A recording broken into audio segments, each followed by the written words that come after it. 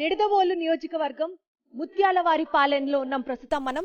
ఇవాల్టి ఈ రచ్చబండ కార్యక్రమంలో మనతో పాటు నిడదవోలు ఎమ్మెల్యే జి శ్రీనివాస్ నాయుడు గారు కూడా ఉన్నారు. అలాగే ఈ నియోజకవర్గం ప్రజలు కూడా ఇవాల్టి మన రచ్చబండలో పార్టిసిపేట్ చేయబోతున్నారు. So before we start, Srinivas Naidu garu నమస్తే అండి, ఎలా ఉన్నారు? నమస్తే అండి. మీరు పవర్ లోకి వచ్చిన తర్వాత నుంచి ఇవాల్టి వరకు అభివృద్ధి రూపేణా గానీ సంక్షేమం రూపేణా గానీ ఇక్కడ ఈ నియోజకవర్గం ప్రజలకి ఎలాంటి సర్వీసెస్ అందించారు, ఎంత ఖర్చు పెట్టారు ఈ డెవలప్మెంటల్ యాక్టివిటీస్ కోసం? మొత్తం నిడదవోలు నియోజకవర్గంలో నేను ఎమ్మెల్యే అయ్యాక జగన్ గారు నాకు ప్రజలకి సేవ చేసే అవకాశం కల్పించాక ఈరోజు నిడదవోలు నియోజకవర్గంలో ఈ 4.5 సంవత్సరాల్లో సంక్షేమ పథకాల ద్వారా దాదాపు 1300 కోట్ల రూపాయలు ఈరోజు మన అక్క చెల్లెమ్మల బ్యాంక్ ఖాతాలో అవనియండి, పెన్షన్ రూపంలో వారు నేరుగా చేతికి అందించడం జరిగింది. మరి అదేవిధంగా ఈరోజు అభివృద్ధి కార్యక్రమాలు దాదాపు 680 కోట్ల రూపాయలతో అనేక కార్యక్రమాలు చేపట్టడం జరిగింది. అందులో కొన్ని పూర్తయ్యాయి, కొన్ని ప్రోగ్రెస్లో ఉన్నాయి, అవుతా ఉన్నాయి. మరి అవన్నీ కూడా దాదాపుగా రాబోయే 2-3 సంవత్సరాల్లో అన్ని పనులు కూడా పూర్తయ్యే దిశలో నడుస్తూ ఉన్నాయి. రోడ్లు అవనేయండి, డ్రైన్స్ అవనేయండి, అదేవిధంగా రైతు భరోసా కేంద్రాలు అవనేయండి, సచివాలయాలు అవనేయండి, అతి ముఖ్యంగా హాస్పిటల్స్ గురించి అవనేయండి. మరి ఇవన్నిటి మీద కూడా ఖర్చు పెట్టడం జరిగింది. మరి ఈ నియోజకవర్గంలో పెద్ద ఎత్తున బ్రిడ్జెస్ కూడా రావటం జరుగుతూ ఉంది. మరి ఇవన్నీ కూడా కార్యక్రమాలు చేపట్టడం జరిగింది. రైట్ సార్, ఇది వరకు టీడీపీ హయాంలో నిడదవోలు నియోజకవర్గం అంటే ఇక్కడ ఇసుక మాఫియాకి ఇదొక బేసిక్ ప్లేసు, అవినీతికి ఇదొక స్టాండర్డ్ ప్లేసు అని ఒక టాక్ ఉండేది. ఇప్పుడు పరిస్థితి ఎలా ఉంది సార్? గత ప్రభుత్వం తెలుగుదేశం ప్రభుత్వంలోనే ఆనాడు తెలుగుదేశం ఎమ్మెల్యే శేషారావు గారి మీద వారి ప్రభుత్వమే మరి దాడులు చేసి రేడ్లు చేసి కేసు పెట్టడం జరిగింది. దాన్ని బట్టి అర్థమవుతుంది ఎంత పెద్ద ఎత్తున జరిగారో. వాళ్ళ ఎమ్మెల్యేని వాళ్ళని కంట్రోల్ చేయడానికే కేసులు పెట్టే స్థాయిలో మరి 100 కోట్లు ఈరోజు అప్పుడు జరిగినట్లు అందరికీ తెలుసు. ఇక్కడ ఈరోజు చిన్న పిల్లల్ని అడిగినా చెప్తారు గతంలో ఏ విధంగా ఇసుక మాఫియా జరిగిందో, ఏ విధంగా మట్టి మాఫియా జరిగిందో. మనం ప్రభుత్వంలో రాగానే ఎక్కడా కూడా ఇసుక మాఫియా లేకుండా ప్రతి ఒక్కరికి కూడా చక్కగా ఇసుక కూడా వారికి అందించేటట్టు ఆన్లైన్ చేయటం జరిగింది. తర్వాత ఇప్పుడు ఆఫ్లైన్లో కూడా అందరికీ కూడా ఇసుక ప్రతి ఒక్కరికి అందుబాటులో తీసుకురావడం జరిగింది. గడప గడపకి వైఎస్ఆర్ అది మీరు ఆ స్కీమ్స్ ద్వారా వెళ్ళినప్పుడు కానీ, ప్రజల్ని కలిసినప్పుడు కానీ, జగనన్నే భరోసా ఇలాంటి కార్యక్రమాలతో ప్రజల ముందరికి వెళ్ళినప్పుడు ప్రజల దగ్గర నుంచి స్పందన ఏ విధంగా ఉంటుంది? ఎందుకంటే ప్రత్యేకంగా అపోజిషన్ పార్టీస్ అన్నారు, మీరు ఎమ్మెల్యేలు ఇంటికి వెళ్ళినప్పుడు మొహం మీదే తలుపులేసేసే వాళ్ళు, అసలు మాట్లాడడానికే ఇష్టపడేవాళ్ళు కాదు, అసలు ప్రజల్ని ఫేస్ చేయడానికి భయం వేసి ఎమ్మెల్యేలు ఇంటికే వెళ్ళట్లేదు అంటూ అప్పట్లో ప్రచారం చేశారు. ఏం చెప్తారు మీరు దాని గురించి? మేము ఈరోజు ప్రజల దగ్గరికి వెళ్తా ఉన్నాం, ఓట్ల కోసం వెళ్ళట్లేదు. గత సంవత్సరం నుండి కూడా గడప గడపకే కార్యక్రమంలో ప్రతి ఒక్కరిని కలుస్తూ వారికి జగన్ గారు ప్రవేశపెట్టిన ప్రతి సంక్షేమ పథకం వారికి అందిందా లేదా, అదేవిధంగా ఇంకా కూడా వారికి ఏదైనా ఇబ్బందులు ఉన్నాయా, సమస్యలు ఉన్నాయా దాన్ని తెలుసుకుంటూ వీలైతే అక్కడికక్కడే పరిష్కరిస్తూ అక్కడి నుంచే ఫోన్లు పై అధికారులతో మాట్లాడుతూ పరిష్కారం ఒక దిశలో ఈ గడప గడపకి కార్యక్రమం జరుగుతూ ఉంది. మరి అదేవిధంగా వారికి ఇంకా కూడా ఏదో గ్రామంలో సమస్యలు ఉంటాయి, ఏదైనా రోడ్డు సమస్య అవనండి, డ్రైన్ సమస్య అవని అవన్నీ కూడా చెప్పడం జరుగుతుంది. అందులో కూడా ప్రయారిటీ బేసిస్ మీద మనకు వచ్చిన నిధులు బట్టి అక్కడ వర్క్స్ అన్నీ చేయటం జరుగుతూ ఉంది. వారందరూ మమ్మల్ని ఆహ్వానిస్తున్నారు, వారందరూ కూడా కృతజ్ఞతలు తెలుపుకుంటున్నారు. జగన్మోహన్ రెడ్డి గారికి చక్కగా పథకాలు పెట్టారు, మేము ఎవరు కూడా బయటికి వెళ్ళే అవసరం లేదు, పెన్షన్ ఇంటికి తీసుకొచ్చి ఇస్తా ఉన్నారు, మేము ఎవరి దగ్గరికి వెళ్ళి చేయి జాపి తల నుంచుండే అవసరం లేదని మహిళలంతా కూడా ఎంతో గౌరవంగా ఫీల్ అవుతూ ఉన్నారు. వారందరూ కూడా ఇవన్నీ విషయాలు మాకు చెప్తూ, అంతేకాదు మళ్ళీ జగనన్న రావాలి, మళ్ళీ మీ ప్రభుత్వం ఉండాలని కూడా వారు మాకు చెప్పడం జరుగుతూ ఉంది. వండర్ఫుల్ సార్, చూద్దాం ఒకసారి. మీరు ఇంత కాన్ఫిడెంట్ గా ఉన్నారు, ఇక్కడున్న జనం కూడా మీ నియోజకవర్గం ప్రజలు కూడా ఉన్నారు కాబట్టి వాళ్ళతో కూడా ఒకసారి మాట్లాడి వాళ్ళ ఇన్పుట్స్ కూడా తీసుకునే ప్రయత్నం చేద్దాం. ఎవరన్నా సరే మాట్లాడదలుచుకుంటే దయచేసి చేయి పైకెత్తండి. మీ పేరు? చంద్రశేఖర్ అండి. చంద్రశేఖర్ గారు చెప్పండి. మాది నిడదవోలు నియోజకవర్గం అండి, పెరవల మండలం, వెంకటరాపురం పంచాయతీ అండి, సీతారాంపురం అండి. మా బాబుకి పుట్టుకతోనే వినిపించదో మాట్లాడదండి. తర్వాత హాస్పిటల్ తీసుకెళ్ళామండి, ఆరోగ్యశ్రీ ద్వారా చూపించడానికి వెళ్ళామండి. బాబుకి 2 చెవులు అయితే చేస్తాం, బాబుకి ఒక చెవులో కంప్లైంట్ ఉందండి, 2 చెవులకి అయితే చేస్తారు కానీ ఒక చెవుకి అయితే చేయమమ్మా అని చెప్పారండి. చాలా బాధపడ్డామండి. తర్వాత హాస్పిటల్ క్లారిటీ అడిగితే సీఎం రిలీఫ్ ఫండ్ నుంచి వస్తుంది అమౌంట్ 7 లక్షల వరకు వస్తుంది, కానీ మీకు ఎంత అమౌంట్ ఇస్తారో క్లారిటీ తెలియదు, కానీ మీరు పెట్టుకోవాలని చెప్పారండి. అంటే ఎంత అమౌంట్ ఇచ్చి 2 లక్షలు పెట్టలేం కదండి. దానికి చెక్ పట్టిన ఇంటికి వచ్చామండి. ఇంటికి వచ్చాక లోకల్ లీడర్ని అడిగితే శ్రీనివాస్ నాయుడు గారి ఇంటికి తీసుకెళ్లారండి. తీసుకెళ్ళాక ఆయనకి ఇలా చెప్పాం ప్రాబ్లం అండి. ఆయన ఫస్ట్ అయితే తీసుకోగానే మీరు ఏం బాధపడకండి అమ్మా, మాటలు తెప్పించి బాధ్యత నాది అని చెప్పేసి ఆయన భరోసా ఇచ్చారండి. క్లారిటీగా అన్నాక మాకు ఫస్ట్ అయితే ఇంతకుముందు ఎమ్మెల్యే అంటే ఇస్తారు, మాట ఇస్తారు అలా అనుకున్నాం. కానీ ఆయన తీసుకుని 3 daysకే మా ఇంటికి చెక్ తీసుకొచ్చారు 7 లక్షలు అండి. 3 రోజుల్లో అండి. హాస్పిటల్కి వెళ్ళిన కాడి నుంచి మీ ఇంటికి వచ్చేదాకా కూడా మా ఫ్యామిలీ కన్నా ఆయన ఆఫీస్ నుంచి ఎక్కువ ఫోన్స్ వచ్చినాయండి. బాగున్నారా, బాగా చేశారని నేను ఇప్పుడైతే బాబు మాట్లాడుతున్నా వినిపిస్తుంది అండి. ఫస్ట్ టైం బాబు పుట్టాక 4 సంవత్సరాలు ఇప్పుడే ఫస్ట్ వినడం అండి. మాకు చాలా ఆనందం అనిపించింది. Thank you so much. మీ పేరు? నా పేరు చిలుకూరు అచ్చి చౌదరి అండి. మాది పాలంగి, ఉండాదురం మండలం నిడదవోలు నియోజకవర్గం. నాకు ట్రాన్స్ప్లాంటేషన్ అయింది ఏఐజీలో హైదరాబాదు. ఇంటికి వచ్చి మందులకి ఆర్థికంగా ఇబ్బంది పడుతుంటే శ్రీనివాసనాయుడు గారు వాళ్ళ చేత పిలిపించి నాకు బిల్స్ అయ్యి పట్టుకురా అమ్మ, నువ్వు ఆర్థికంగా ఇబ్బంది పడుతున్నావు కదా, నేను చేయించాను, జగన్ గారితో చెప్పి మరి సీఎం రిలీఫ్ ఫండ్ ద్వారా నీకు చెక్ ఇప్పిస్తాను అని చెప్పి అన్నారు. 2 monthsకే నాకు బిల్లు అన్నీ ఇచ్చిన తర్వాత ఆయన చూసి నా పరిస్థితిని చూసి వెంటనే సీఎం రిలీఫ్ ఫండ్ ద్వారా 8 లక్షలు చెక్కు పంపించి నాకు ఇది గౌరవనీయులైన ముఖ్యమంత్రి జగన్ గారికి అలాగే శ్రీనివాస నాయుడు గారికి నాకు కృతజ్ఞతలు తెలుపుకుంటున్నాను. నాకు ఒంట్లో బాగపోతే నిడదలు వెళ్ళామండి. ఎవరు చేర్చుకొని అన్నారు. ఏమైంది ఒంట్లో బాగాలేదంటే? కరోనా వచ్చినట్టు ఆవేశం వచ్చింది. అప్పుడు శ్రీనివాస నాయుడు గారు మా అబ్బాయిలు 3 తీసుకెళ్ళి అక్కడ చేయించారండి. నన్ను తీసుకెళ్ళిపోండి, నేను వెళ్ళిపోతాను అన్నానండి. అలా కాదమ్మా అని దగ్గరుండి చేయించి పంపించారండి. ఇప్పుడు కొత్త ఆవేశం వస్తుందండి, బాగానే ఉన్నానండి. Not only in terms of health, financial గా ప్రభుత్వం అందించే అమౌంట్ ఏదైతే ఉందో అది వాళ్ళ లైఫ్ చేంజ్ చేస్తుంది, ఒక్క side of the story. But దీన్నే బేస్ చేసుకుని ప్రతిపక్షాలు పప్పు బెల్లాల్లాగా ప్రభుత్వం ఖర్చు పెడుతోంది సంక్షేమ పథకాల కింద, వాళ్ళని సోమరిపోతులుగా చేస్తోంది, ఎందుకు పనికిరాని వాళ్ళుగా చేస్తోంది అంటూ పదే పదే చేస్తున్న ఈ స్టేట్మెంట్స్ కి సంబంధించి మీరు ఏం చెప్తారు సార్? నేను నిజంగా అనుకుంటా ఉంటాను ఒక్కోసారి ఎంత మూర్ఖత్వం అనేది. ఎందుకంటే ఎవరైతే అద్దాల మేడల్లో కూర్చుంటారో, వారికి వాస్తవాలు తెలీదో, పేద ప్రజలు పడే కష్టాలు తెలీదో వారు అలాగే మాట్లాడతారు.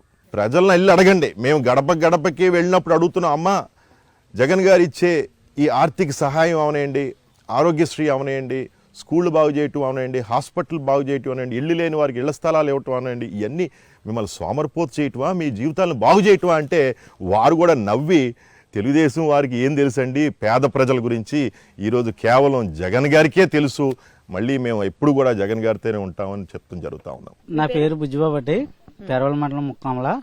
నేను ఒక ఆటో డ్రైవర్నండి. మాకు సీఎం గారు వాహన మిత్ర 4 సంవత్సరాల నుంచి నేరుగా మాకు బ్యాంక్ ఖాతాలు వేయడం జరుగుతుందండి. దానిని మేము ఇన్సూరెన్స్ కానీ బండి కాగితాలు కానీ చెప్పేసి ఉపయోగించుకుంటున్నామండి. తర్వాత ఏంటంటే మాకు వైఎస్ఆర్ యంత్ర సేవా పథకంలో కోత మిషన్ ఇప్పించడం జరిగిందండి. శ్రీనివాస నాయుడు గారు మాకు 80,000 సబ్సిడీ కూడా రావడం జరిగిందండి. లంచాలు గట్ట ఏమి లేకుండా నాకైతే ఫ్రీగా ఇప్పించడం జరిగిందండి. అందుకు ధన్యవాదాలు. ఈరోజు మన జగన్మోహన్ రెడ్డి గారు ముఖ్యమంత్రి అయిన తర్వాత అనేక సంక్షేమ పథకాలు ప్రారంభించారు.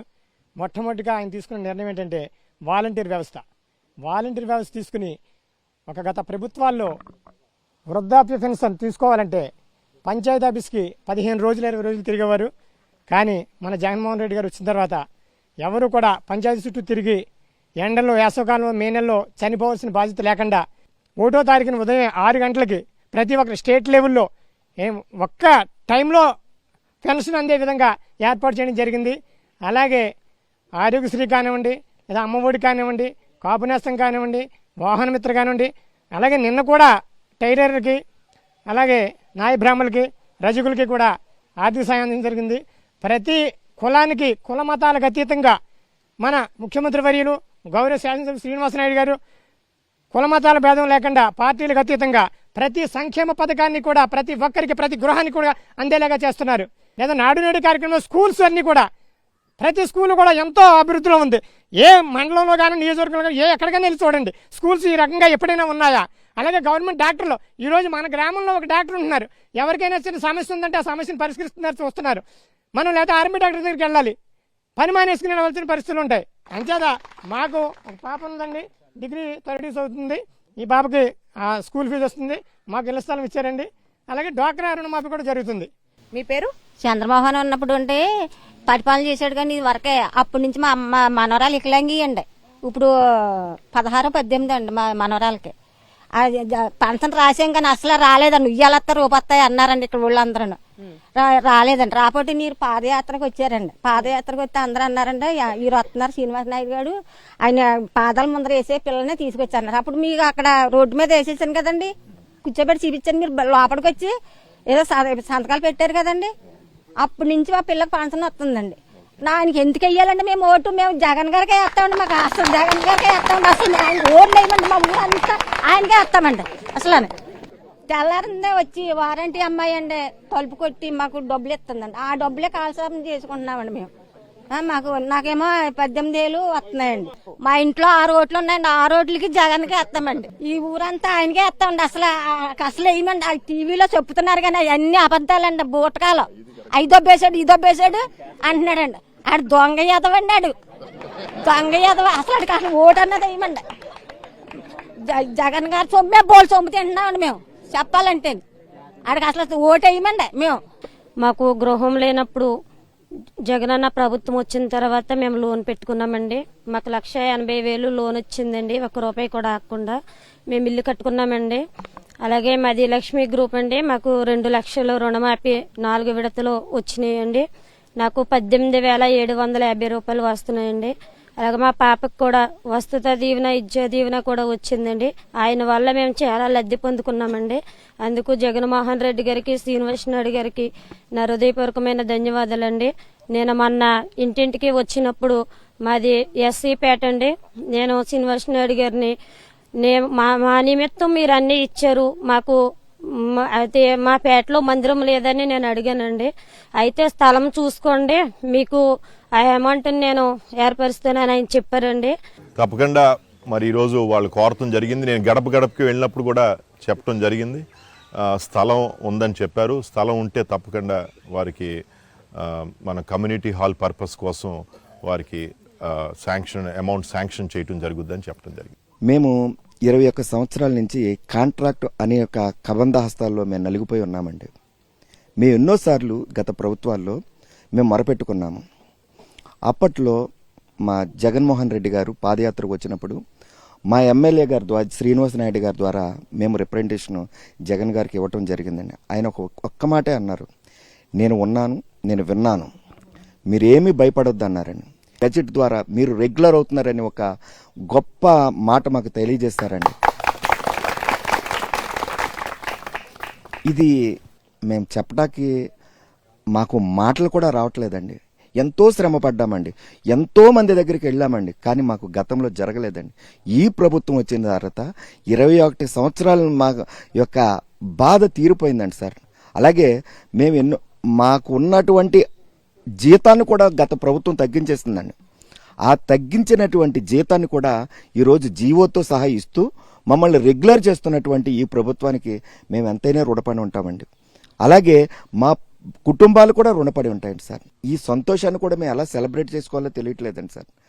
10,117 మంది రెగ్యులర్ అవుతున్నారండి. ఇంతమంది జీవితాల్లో వెలుగు నింపుతున్నటువంటి మరి ఆ జగన్ గారికి మేము ఎలా రుణపడాలో మాకు తెలియదండి. మా ఓటు ద్వారా ఆయనకి మేము మా రుణాన్ని తెలియజేస్తాం సార్. మాది ముత్యాలవారి పాలెమండి. నా పేరు అరిగిల వరలక్ష్మి అండి. నాకు 18,750 రూపాయలు పడ్డాయండి తొలి ఈత. వాటి చేత నేను బ్యాంకులో 50,000 వడ్డీ తీసుకునిండి నేను కిరాణా షాప్ పెట్టుకున్నానండి. కిరాణా షాప్ వల్ల నా కుటుంబం అంతా పోషించబడుతుందండి. అలాగే నాకు జగన్ గారు వేసిన ప్రతి రూపాయి కూడా నేను పొందుకుంటున్నానండి. ప్రతి రూపాయి కూడా నేను కొట్లు పెట్టుకుంటున్నానండి. అలా నా కుటుంబం అంతా దాని మీద పోషణకరం అవుతుందండి. అలాగే జగన్ గారికి, శ్రీనివాస నాయుడు గారికి నమ్ముతాను సార్. గత ప్రభుత్వంలో ఎవరికీ సెంటు భూమి రాలేదు. ఈ ప్రభుత్వంలో వాళ్ళకి ఇళ్ల స్థలాలు వచ్చాయి. అలాగే ఇళ్లు కట్టుకోవడానికి డబ్బులు కూడా అందిస్తోంది ప్రభుత్వం. ఈ నేపథ్యంలో హౌసింగ్ రిలేటెడ్ స్టేట్ వైడ్ మొత్తం గవర్నమెంట్ ఏదైతే ఇది చాలా ప్రెస్టీజియస్ ప్రాజెక్ట్ గా ముందుకు తీసుకెళ్లడం జరుగుతుందో, ఈ హౌసింగ్ విభాగానికి సంబంధించి ఏ నియోజకవర్గానికి సంబంధించిన ఆ నియోజకవర్గాలు మాక్సిమం లబ్ధి పొందుతున్నారు. ప్రజలు లబ్ధి పొందడం కాదు, లీడర్స్ కి బాగా డబ్బు అందుతోంది అంటూ ప్రతిపక్షాలు చాలా గట్టి ఆరోపణలు చేస్తున్నాయి. ఏం చెప్తారు సార్ దీని గురించి మీరు? ఇది కేవలం కొంతమంది ప్రతిపక్ష పార్టీలు తెలుగుదేశం జనసేన వారు లేపిన ఒక కుట్ర తప్ప ఇందులో వాస్తవం ఏమీ లేదు. ఇందులో కొంతమంది ఏదో అవకతవకలు జరిగిపోయినాయి అని, కొంతమంది ఏదో రిపోర్ట్ కూడా ఇవ్వటం జరిగింది, కలెక్టర్లకి వాళ్ళు కంప్లైంట్స్ ఇవ్వటం జరిగింది.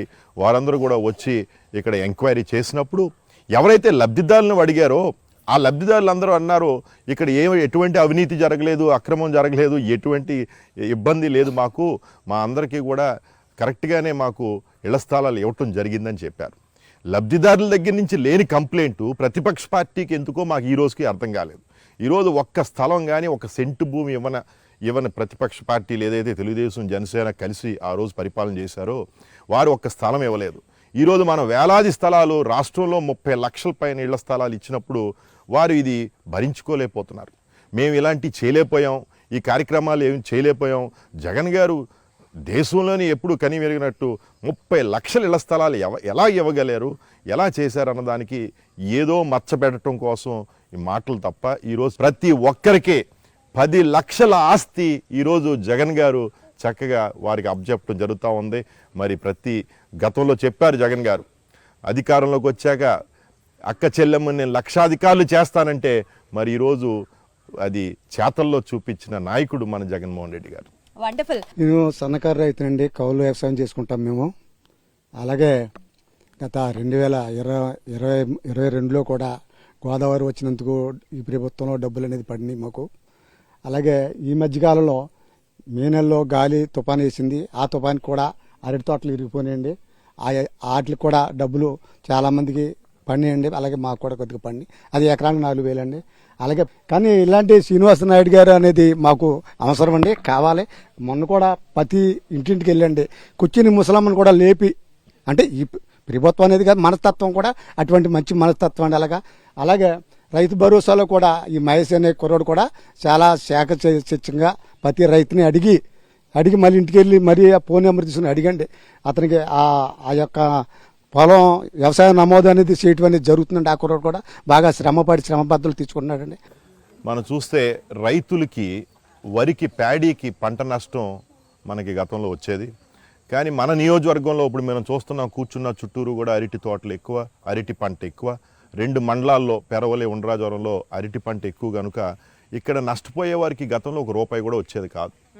నేను ఎప్పుడైతే ఎమ్మెల్యే అయ్యానో ఒక గాలిదుమ్ములు వచ్చినప్పుడు అరటి పంట పడిపోయింది, అరటి తోట అంతా పడిపోయినప్పుడు నేను అది మీకు ఇన్సూరెన్స్ వస్తుంది కదా అని నేను రైతులను అడిగేటప్పుడు వాళ్ళు చెప్పారు ఇక్కడ ఇన్సూరెన్స్ ఇవ్వట్లేదండి, అరటికి అసలు ఎటువంటి నష్టపరిహారం జరగట్లేదని. వెంటనే నేను జగన్ గారి దృష్టికి తీసుకువెళ్ళటం జరిగింది. ఆయన వెంటనే అరటి పంటలను కూడా మరి ఇన్సూరెన్స్ క్రాప్లోకి జమ చేసి యాడ్ చేసి మరి ఈరోజు నిడదవోలు నియోజకవర్గంలో మనం ఎప్పుడు కూడా ₹1 ఇవ్వన పరిస్థితి నుండి ఈరోజు 12 కోట్ల రూపాయలు మనం అరటి పంటకి ఇన్సూరెన్స్ ఇవ్వడం జరిగింది. ఇదంతా కూడా నిజంగా అరటి తోటలో అరటి రైతులకి నిజంగా కూడా ఎంతో సహాయం చేయటం జరిగింది. నిడదవోలు మండలం తాళపాలెం గ్రామం అండి, మాది ఎర్రకాలం ముంపు గ్రామం అండి. మాకు ఎప్పుడు కూడా ఇన్పుట్ సబ్సిడీ కానీ ఇన్సూరెన్స్ కానీ ఎప్పుడు రాలేదండి మాకు. మరి నాయుడు గారు అధికారంలోకి వచ్చిన తర్వాత ఎకరానికి 35,000 ఇన్సూరెన్స్ వచ్చిందండి. ఇన్పుట్ సబ్సిడీ 6,000 వచ్చిందండి.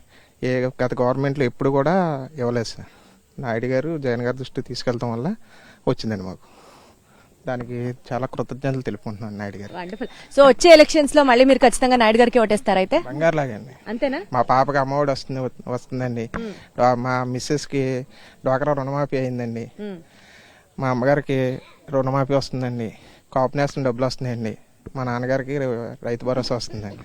ఇంక ఇన్ని పథకాలు ఇచ్చినప్పుడు నాయుడు గారికి జగన్ గారికి అయిపోతే ఎవరికి వేస్తారండి ఓటు? అదంతా మా నాయుడు గారి సెలవు, జగన్ గారి సెలవు అండి. అదంతా. పేరు నాగదేవండి, గంటా నాగదేవండి. ఈ పరిపాలన స్టార్టింగ్లోనే మరి మా పెద్దబాబు రాజకుమార్ అండి సచివాలయం జాబ్కి పెట్టుకున్నప్పుడు మరి దేవుడు చేసిన మేలు, మరి బిడ్డ పడిన ప్రయాస మరి వ్యర్థం కాకుండా మరి ఇంజనీరింగ్ అసిస్టెంట్గా జాబ్ వచ్చిందండి. జాబ్ చేస్తున్నాడు.